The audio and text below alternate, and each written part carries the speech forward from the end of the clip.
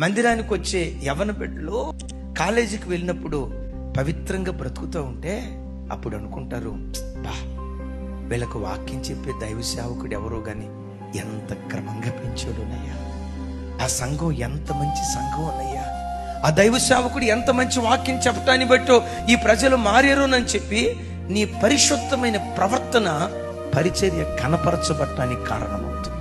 అయిలారా, మందిరానికి వచ్చి లేఖిగా నువ్వు బ్రతికితే, వెకిలిగా నువ్వు బ్రతికితే, దేవుని నమ్మిన తర్వాత కూడా త్రాగుబోతుగా, తిరుగుబోతుగా, జులాయిగా, దొంగగా, భర్త మాటకు లోబడిని గయ్యాలి భార్యగా మీ కుటుంబం వీధికెక్కి కొట్లాడుకుంటా ఉంటే ఇది దేవుని నామానికి అవమానం, పరిచర్యకు అవమానం. ఎప్పుడు నీవెంతైనా అవమానాన్ని అనుభవించు గాని నీ వలన, నీ కుటుంబం వలన పరిచర్యకు అవమానం రాకుండా ఉండునుగాక.